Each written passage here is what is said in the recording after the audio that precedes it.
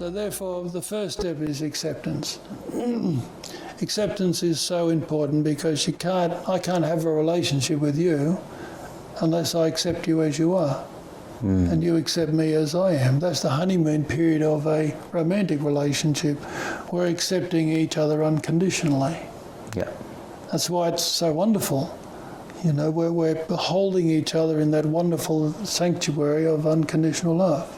So seeing the best in one another. Yes, yeah. You know what I mean? Fundamental, yeah. Yeah. Now, the wheels start falling off because we don't know how to be the effective parent of our own mind.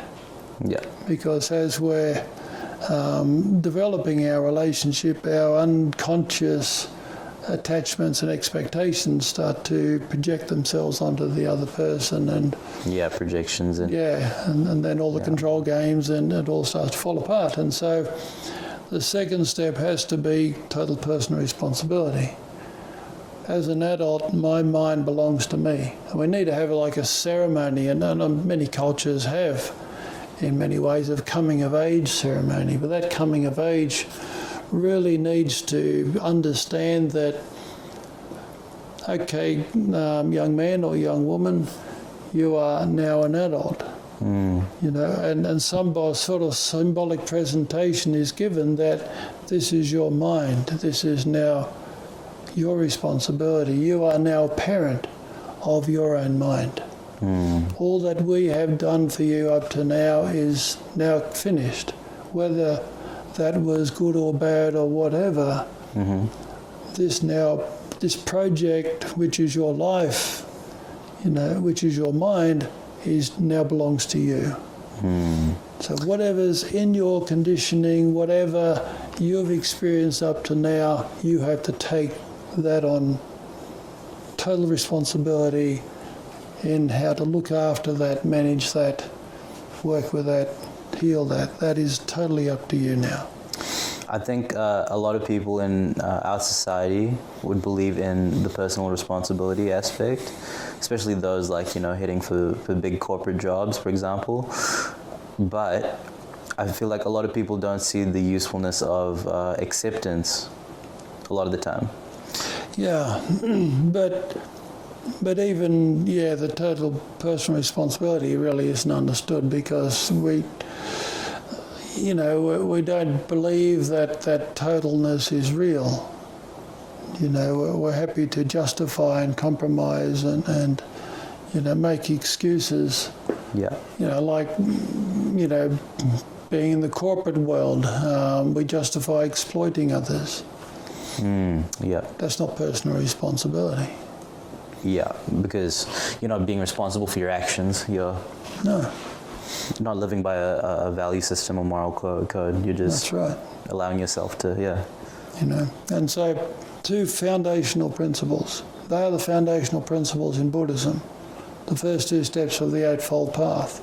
Right view, right intent. When you understand it, and recognize that the purpose of those two steps, right view is unconditional love, total self-acceptance. That's the most powerful way to view anything. That's the most clarity way to view something.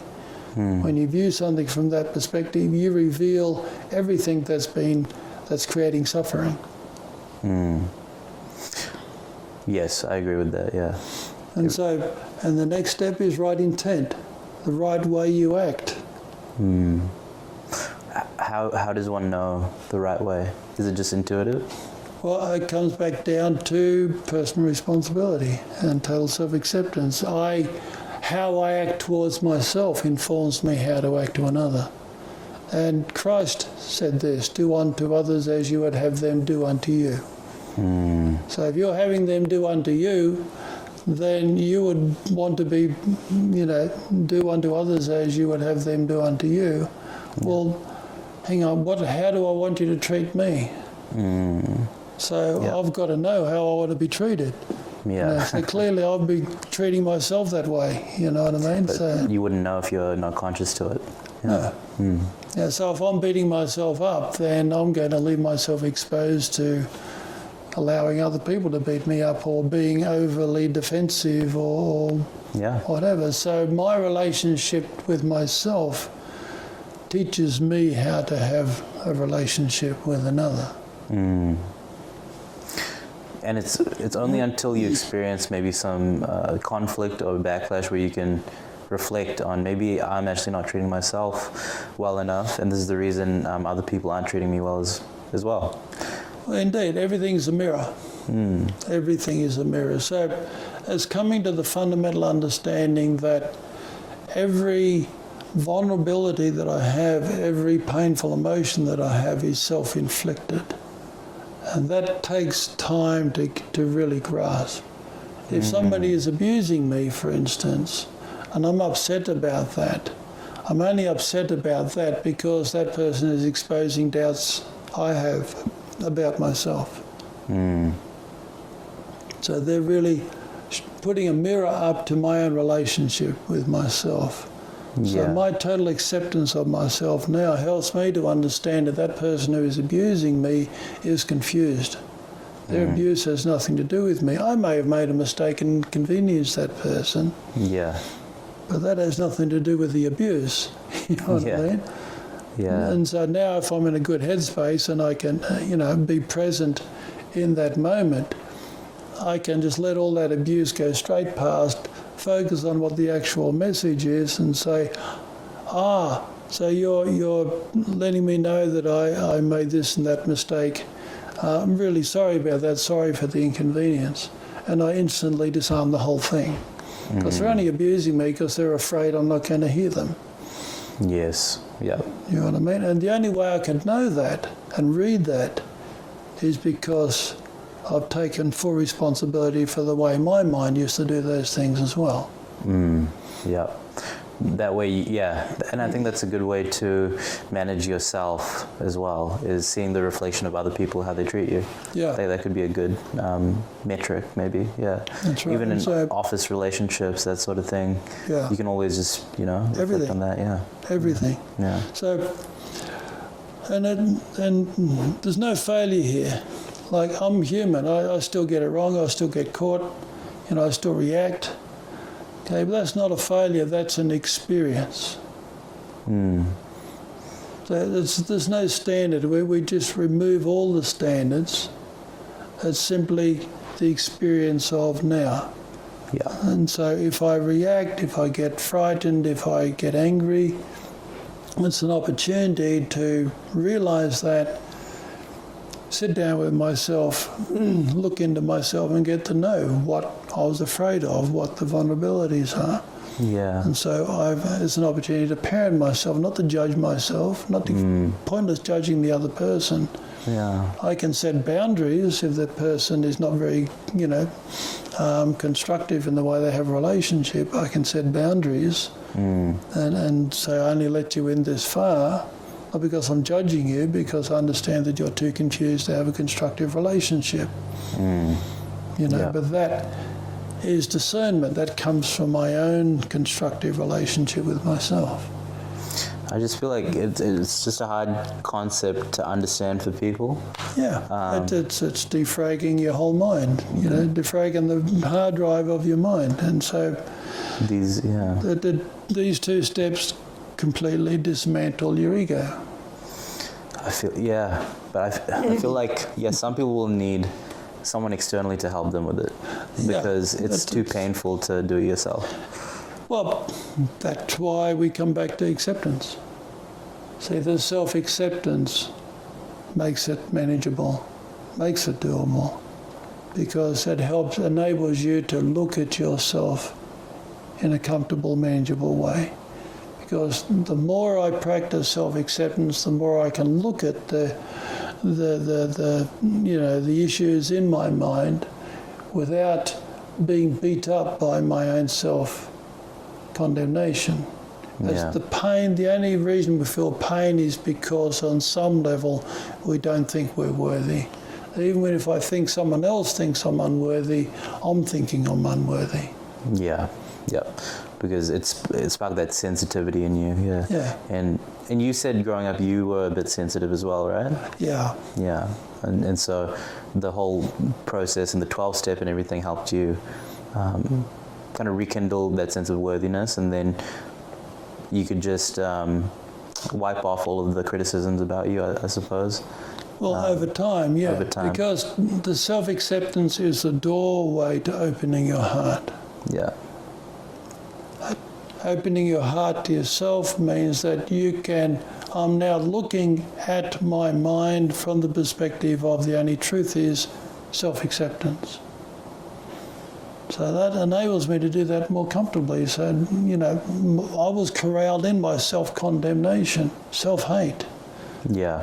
to the point of suicide. Because, we're not feeling suicidal because we're so trapped by our own mind. We can't see a way out. Yeah. But I could start to find a way in because I had the light of self-acceptance, which was no longer siding with all that self-condemnation. Yeah. I was no longer believing it Yeah. so much, that creates openings where I could start to look at it rather than be it.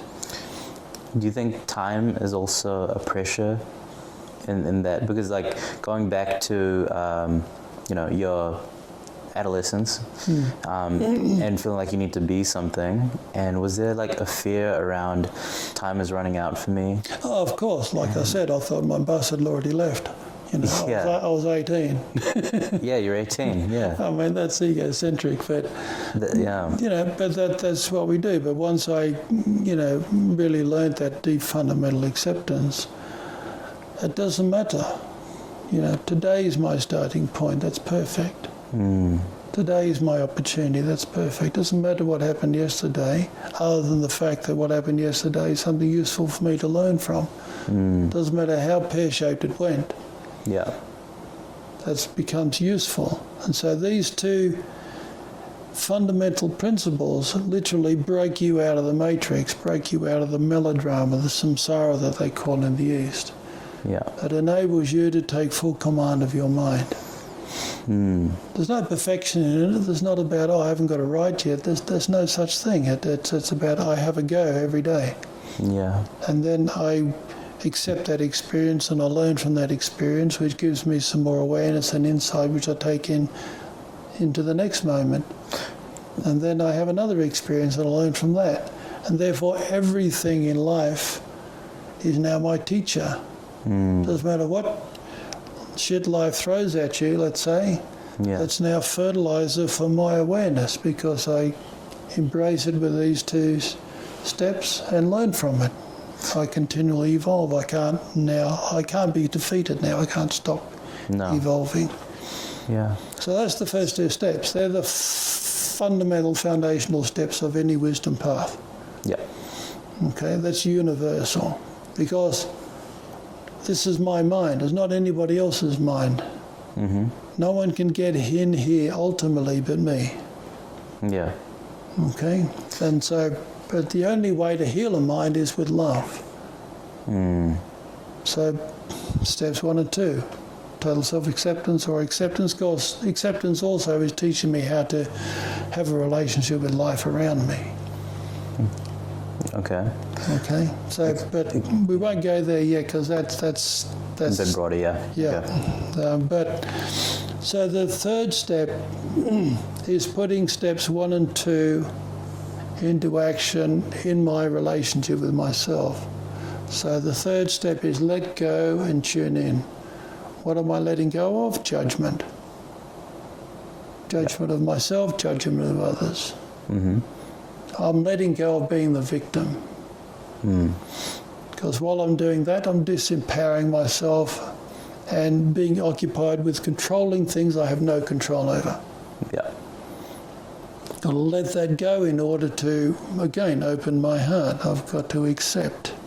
Open my awareness, and then I can tune in. What was an example of something you were holding on to in your past? Resentments. My brother bullied me a lot. I got bullied quite a bit. Yeah. So I would react a lot. Because of my insecurities. I would have to defend myself, Right, and that's where the two fundamental steps will help you with that, the further step of letting go. Because you've already established that, you're worthy now you have the opportunity to let go of those resentments. Yeah. So let go of that futile arguing with life. Let go of fighting with things I have no control over. You've got to let all that go in order to look at yourself. Yeah. So tune in, because ultimately 100, and this is a big statement, but 100% of my suffering is caused by me, my own mind. Like if you mug me in the, in Central Park in the city, and and permanently disable me, and my body is damaged, but again, it's up to me what I do with that. If I'm forever feeling victimized and oppressed and frightened, well, you're gone. You're not causing that now. That is such a deep level of consciousness to be able to let go of something that big, but it's possible. But those who get it live. Yeah. They can't be stopped. They're resilience. This is the basis of resilience. So the moment you stop beating me up, okay, and bugger off, is the moment I've got to take over. Yeah, I get taken, to the hospital. They do their best to fix my body, but in terms of my mind, that's 100% within my power. You don't own my mind. You didn't mug me and run off with my mind. True. So any level of victimization isn't really that valid. You can get through it. You can get past it. There is nothing you can't heal. I specialise in trauma and anxiety, depression, but trauma, and I've come to, I've worked with people with the deepest levels of trauma, worse than what you would see on a battlefield. Wow. And there's nothing you can't heal if you know what you're doing. Okay, so let go, tune in is your relationship with yourself. So you're getting into your own mind. You're paying attention to what you're feeling here. Yep. So as soon as you feel vulnerable, frightened, scared, hurt, that's your humanness going, help me, and you're the guy to do the help. Yep. Okay, and so it's learning to feel, and that self-acceptance enables us to be able to sit with those scary emotions without getting re-traumatized by them. Yeah. Okay, so let go, tune in is when we are being the parent to our own self. Yeah. Okay, so that's our healing process, putting steps 1 and 2 into practice in our relationship with ourselves. So step 4 is live in the now. That is talking about creating, conscious creating. It's the conscious creating step. When can you act? What do you mean? When can you act? Anytime you choose to. No. When can you act? When can you act? Actually act. When you... sorry, I don't know what you're trying to ask. Well, when can you talk to me?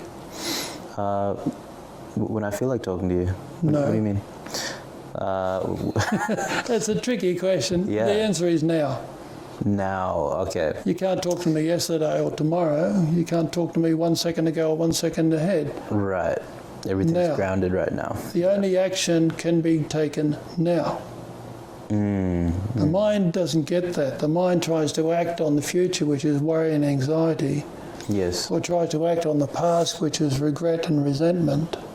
To try and make meaning of things. Yeah, and so in the mind, there's no real time space. There's all our memories, and you look into the mind, you're looking into the past. The mind's all over the place. It's trying to control stuff on a mental level, Yeah. trying to control things it has no control over.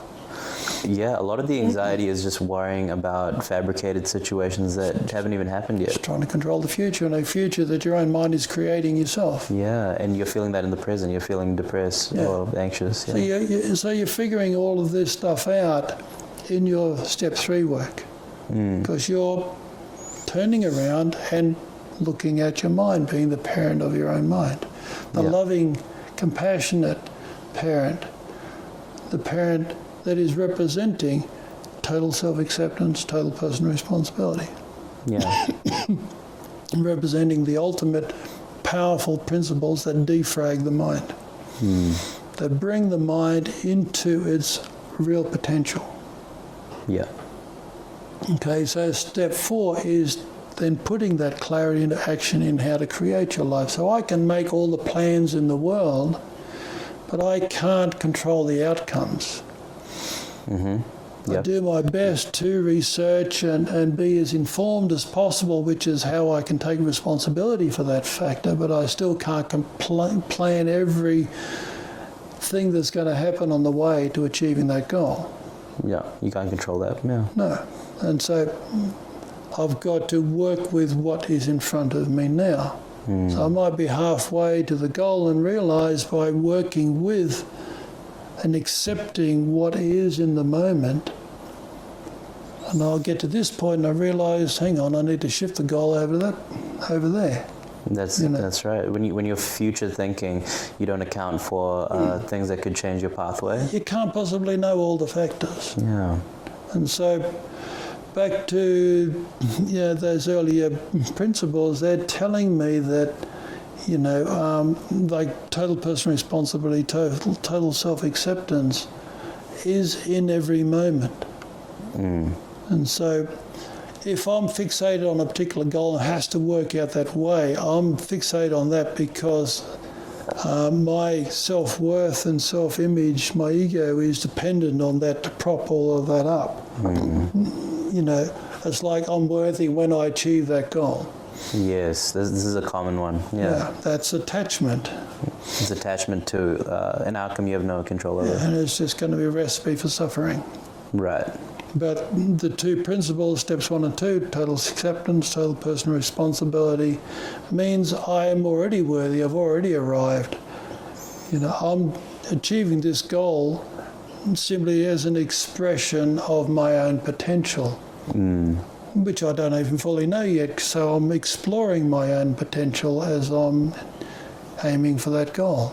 So I'm evolving through the process of aiming for that goal.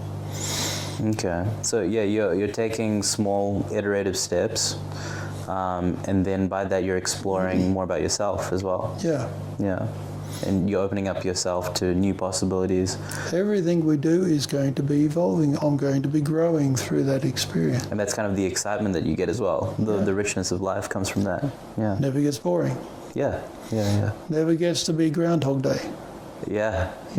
Because as long as my mind keeps working, I'm going to keep evolving. Yeah. And life is going to be an exciting new experience every day in some way. Okay. So the main, like if you'd like to expand on that ego attachment to a goal, like what is the messaging on that specifically? Because you're using that goal to prop up your self-worth. And what you're doing is you're putting your self-worth into something external, like the carrot on the end of the stick, but you never reach the carrot.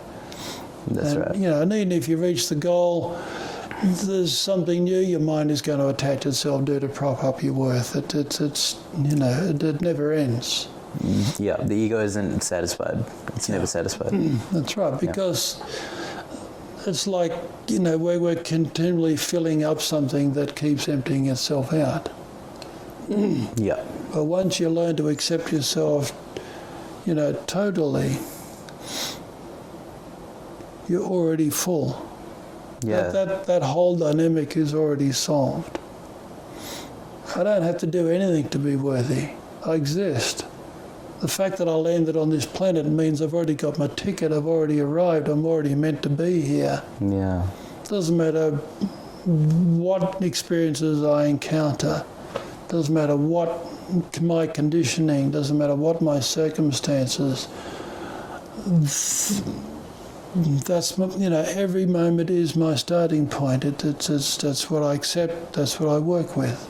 And when I approach it in that way, I can start to work it out. I can start to evolve and make the most of any situation I'm in. That's good.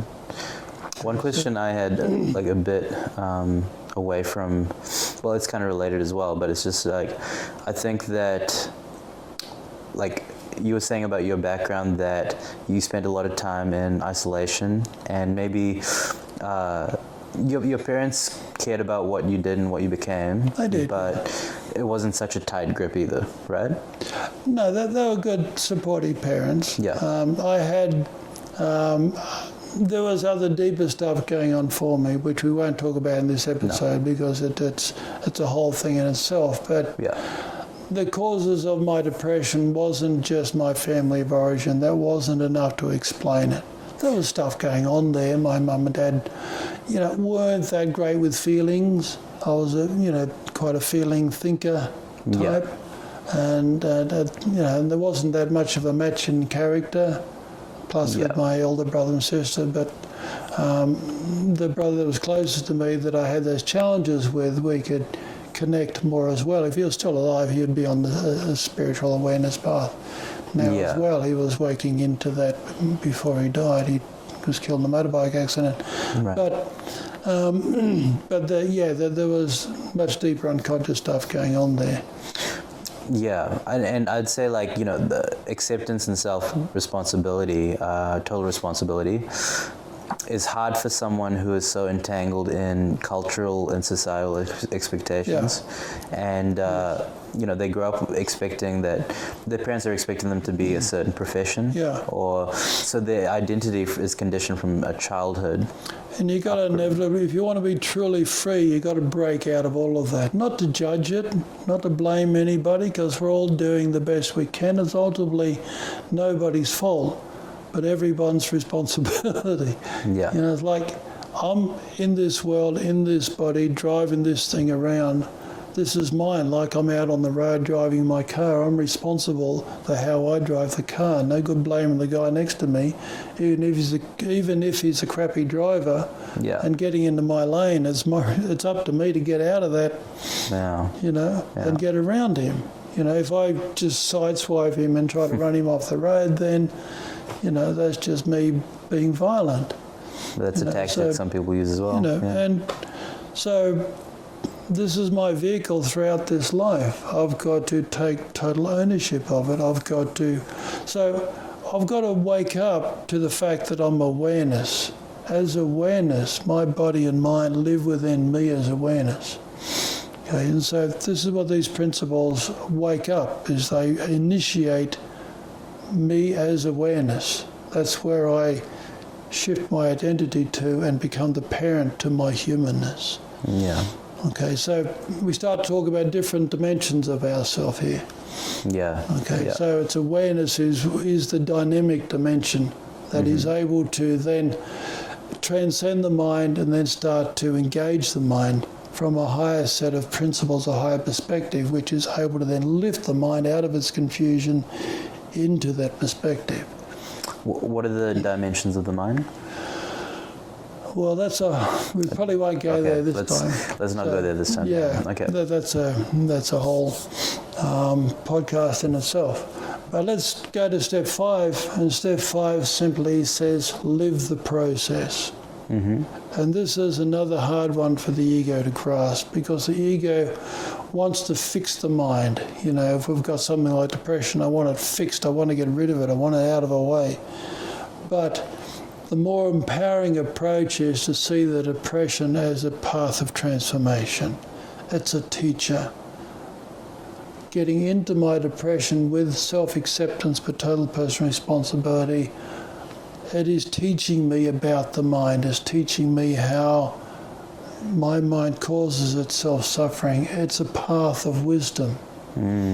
So I open my heart to that experience and I bring it into myself, not to suffer in it, but to get my mind up like a child and sit it with me and get to know why that child is suffering. Yeah. Why that child is confused. But I can only do that if I'm centering myself in a process that can solve that, in a process that enables me to see from a higher perspective. Yeah. And so the total personal responsibility and total self-acceptance, acceptance step 1, responsibility step 2, is the position of ultimate personal empowerment. Acceptance comes from unconditional love. Unconditional love brings everything back together. It is the healing force. And the more what I'm doing when I'm giving myself that, where am I getting that from? When we truly loving ourselves in a responsible way, I'm not talking about self-indulgence, to do this, I don't have to take anything from anybody. Where am I getting this love from? When we're in a romantic relationship, it's, finally I've met Jane and she's got all the love that I'm going to ever want. And Jane looking at me and saying, oh, Philip, he's got all the love that I ever want. And that doesn't make sense. Yeah, love is normally seen external. Because it's like, if I haven't got it until Jane comes along, what am I going to give Jane? Yeah. What's Jane going to give me? It's just cancelling each other out. That doesn't make any sense. That's the problem, yeah. But you want to receive so badly that you don't even think about it. Well, we have the illusion of thinking that love comes from outside us. It doesn't. So this is what taking total personal responsibility, love yourself unconditionally, starts waking you up to the fact that you're already plugged into this stuff. Love is life. It's a life force. It's universal consciousness. It's oneness. It's the quantum field of universal consciousness. So it's realizing your unconditional love, not having to earn it or work for it. You just have to realize it. You already are that. Yeah. Look at the Bible. It says that God is the one in whom we live and move and have our being. That's a statement of oneness if I've ever heard it. Yeah. Yeah, absolutely. Yeah. The only two places from your story I could see was in the church, talks about unconditional love. And then when you were in the 12th step as well, they kind of taught you more about unconditional love. But other than that, you don't really hear about this concept in general society. Well, you do in all wisdom paths, because that's the power. That's the power of healing. That's the power to bring everything together. What causes suffering? The disconnection from that. Of not feeling worthy. Worthy of what? Unconditional love.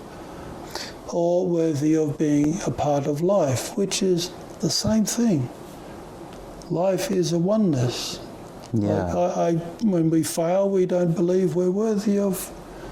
We're casting ourselves out. Or when something calls you a failure, then they're casting you out. They're rejecting you. Yeah. You're getting disconnected. My constant judgment of myself, which was mostly in my unconscious, I didn't even know I was doing it to myself, but that was constantly disconnecting me. That's right. Yeah. When I was, halfway through my last year in high school, like I said, I felt like the world was in a bubble. I was on the outside because I was constantly disconnecting myself. Yeah, that's so true. And with the distractions that we have as well externally. Constantly telling us to disconnect ourselves, and when we're disconnected, then we try to fill it up with materialism. That's right. And with other people, places and things and identity, and it's just candy. Yeah. And eventually rots our teeth, rots our brain, Yeah, yeah. And we can get away with it all our life. We can stay distracted and... Well, that's what I'm thinking is like, it's a cycle that happens a long period of time for some people. Yeah. I think people can live a certain way, and externally it can seem like they're pretty happy people. But it's like with every story as well. It's just like, this person, decided to end their life, but they seem so happy at the time. It's just like, it's that underlying sense of worthiness that they didn't ever explore in their life. And I guess that is the importance of your process, is that it's really digging to the foundations of who we are. And it'll take maybe an event or a catastrophe to sometimes maybe get you to that place. Yeah, ego tends to have to, hit a wall where it, faces something that it just can't control, it can't get out of, and so it's got to let go, But the letting go is when we, can move into acceptance, then we're letting go to a higher part of our consciousness that can then work with it in a different way. Yeah. And so, but step 5, talking about live the process, we're putting it at the center of our life. We're not using it to fix something, because that's trying to get away from it. That's a fear-based approach. We're using it to embrace ourself ongoing, and therefore embrace life ongoing, because embracing myself is teaching me how to also embrace life. Yeah. Acceptance is also accepting life as it is and working with it. Okay? Rather than being a victim and being in conflict. Yeah. And so when we put it at the center, then it's going to be healing and transforming and helping every aspect of my life. But that is difficult, because it's important to really understand that the conflict between your conditioned mind and your self as awareness. Awareness is operating from short-term memory as the dynamic now self that's adaptable and can learn new things. When you go to school, they're teaching you as awareness, not your mind. It's your job as awareness then to teach that to your mind. That's called study. Wow, yeah, okay, yeah. Okay, Yeah, so that makes sense. this is the same thing.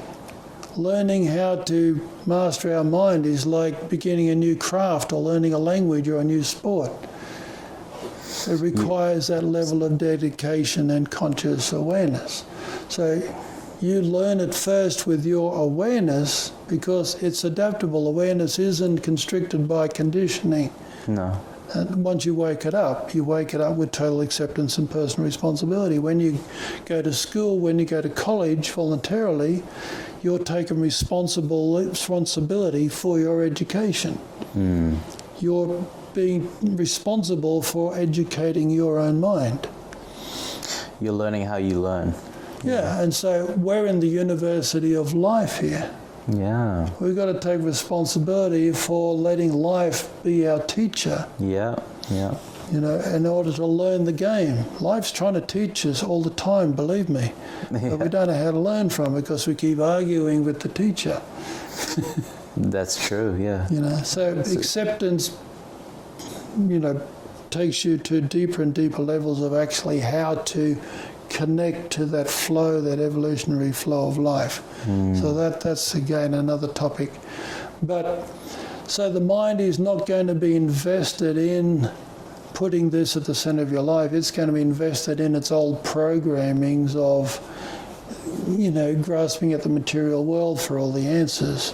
Yeah. And so it's what takes discipline. We've got to build that center, and it's Take the responsibility. the basis of religion. It's the world that we devote ourselves to it. So we've got to devote ourselves to our process of self-evolution, healing, awakening. In the same way, you put at the center of your life, everything then benefits. Yeah. But your old mind is very deep, very powerful, and it will keep trying to reassert itself, because that's how it's designed. It keeps trying to save you because it only knows its conditioning. And so you've got to, train that old dog into new tricks that match your potential. That's it. Yeah. And again, steps 1 and 2, total acceptance, total personal responsibility, is the key into your potential. Yep. That's beautiful. Okay, so that's how it works in simple terms. Yeah. But as you can see, there's endless depth there. Oh, yeah. Because those two principles, those two steps are the fundamental. Yeah. You just keep going deeper and deeper and deeper and deeper and deeper with them. Yeah. And yeah, I mean, we could talk about that for a long time. Yeah. And going into depth, and I'm looking forward to going into depth with you more about it in the future.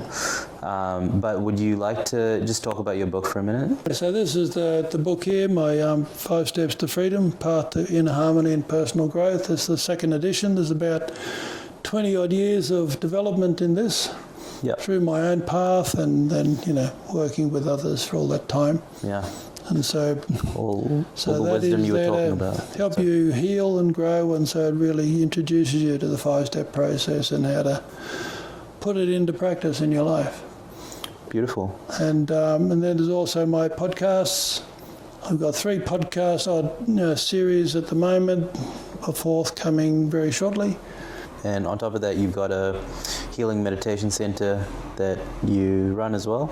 I run the meditation, mindfulness groups, Cool. self-awareness groups. You can just probably find it on the website, on your website? Yep. Yeah, but it's all on my website, innerharmony.com.au. Brilliant. Awesome. Well, thank you for all your knowledge, Phil. I appreciate it, and I look forward to talking to you in the future. Thank you, James. All right. Look forward to it as well.